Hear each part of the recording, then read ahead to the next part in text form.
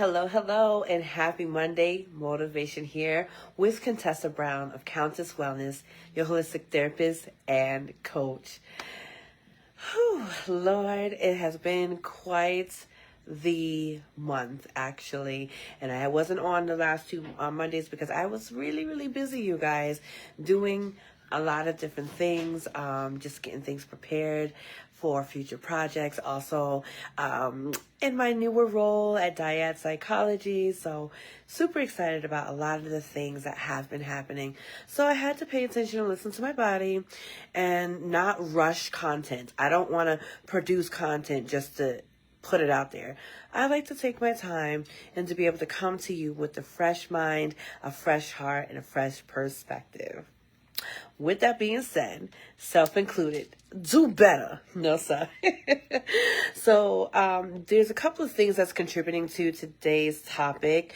About 2 weeks ago, I don't know if you guys had seen, after the BET Awards, India Irie had, provided some of her opinions as a well-renowned and experienced musician about Young Miami's music.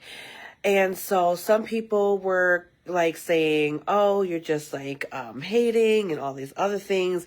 And really, it was just a call to do better. At the end of the day, it was just a call to do better, be better. Now, don't get me wrong. I don't mind a little rache music here and there, but it's not the constant music that I will have playing in my ears, because I want to make sure that what I'm listening to is going to help to edify and build me up. It's exactly all she was saying. It's like, hey, just protect your ear gates. Everything is energy. Music is energy. The foods that we eat is energy. People carry energy, right? And those that are, saints, and even those that ain't, that there's power in words. Sticks and stones what was it? But words may never hurt me. Is that what they say? Sticks and stones may break my bones, but words may never hurt me. Words may never hurt me. That was a lie. That was a lie.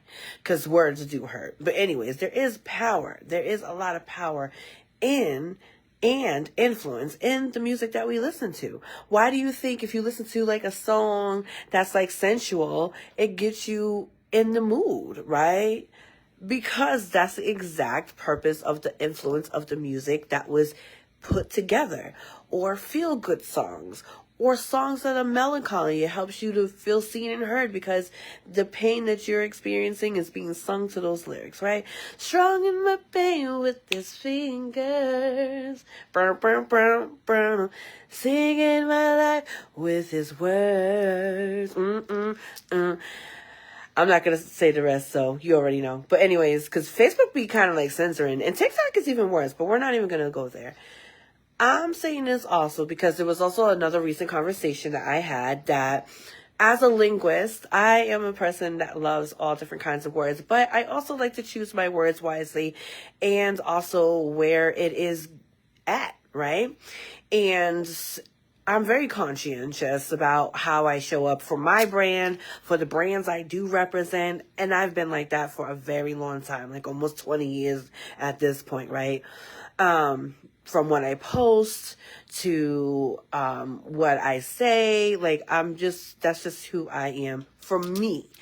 And so I feel like whenever something is brought to some people's attention, the first thing is, well, that's just how I am.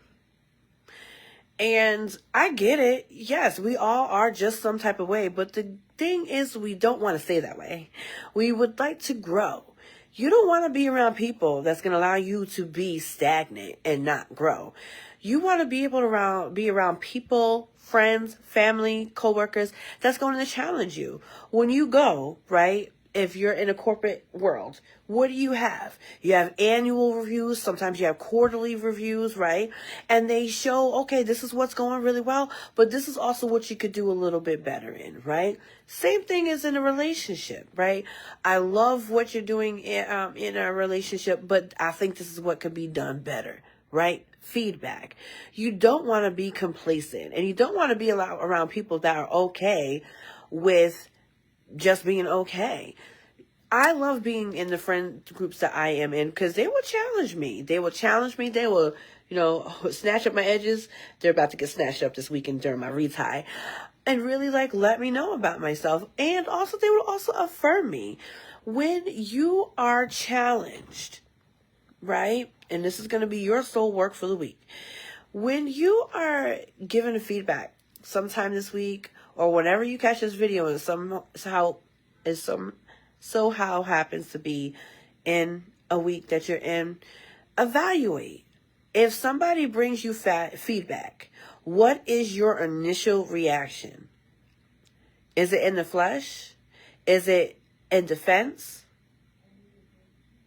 Or are you willing to take that feedback? Listen, I'll be very honest, especially from a person who is still working on perfectionism, right? Feedback has always been very hard for me because I always had equated with rejection. And that's not necessarily the truth.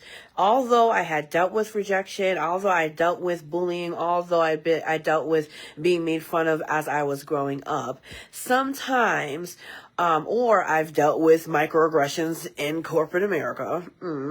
Sometimes that rejection, the correction may be seen through a lens of rejection, and it would be hard for me to receive, even still to this day, right? And I usually have to sit back and be like, oof.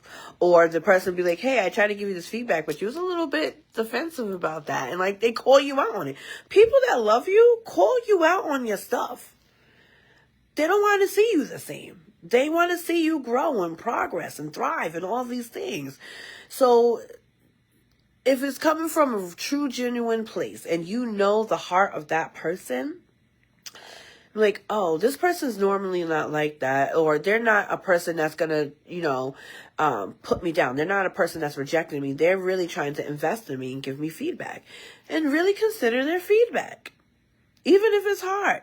You could go back and be like, hey, I know I gave a little bit of difficult time when receiving the feedback, and also give feedback of how the feedback is given. Because sometimes feedback can, if it's seen through a lens of rejection, when it's received, it can seem a little bit harsh, right? So you can say, hey, I do appreciate you giving me correction and feedback, but if you can say it in a less direct way, or in a way that is more palatable, right? I would appreciate it, and I'll be able to receive it better that way. You can also communicate it too. If you feel like this hurt me, the way you said it, the tone you said it, or how you wrote it, right?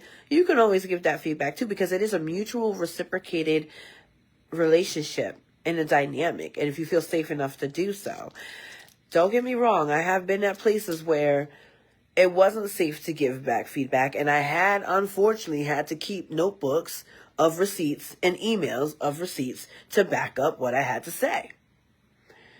I still got that notebook. That notebook was so nice. I didn't want to get rid of it. It was like a nice leather-bound notebook.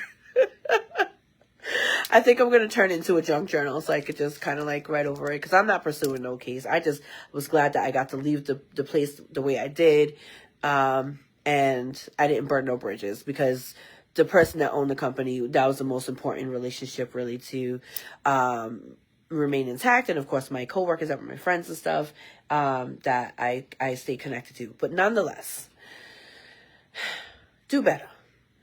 Don't see it as automatic attack on your character. It's just a feedback, and it's just a way for you to implement the changes so you can be the best version of you. How are we going to be like, oh, new year, new me? Or, oh, how are we going to say, oh, I'm living my best life, but you're not even willing to invest in the actions to become the best version of you that you're saying that you want to be? Just do better. When I was a child, I spoke as a child. Maturation. That's all. That's it. Just apply the lessons.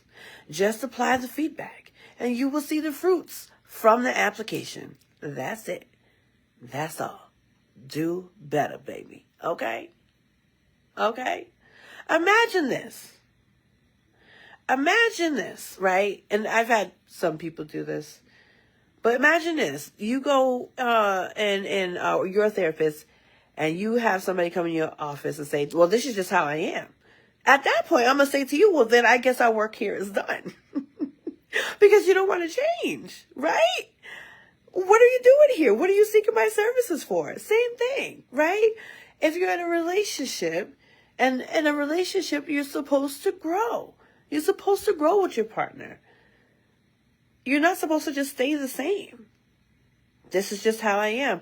Okay, well, this is just how you are. And there's some things that can help you to progress. What are we doing here if we just want to stay the same? That's insanity. Do the same thing over and over and over. At least do a little tweak. At least do a little change. So, if you found this to be helpful, or you found it kind of hard to kind of communicate something like this to somebody, feel free to send them this message directly. And hopefully this seed will be able to be received on good, fertile ground.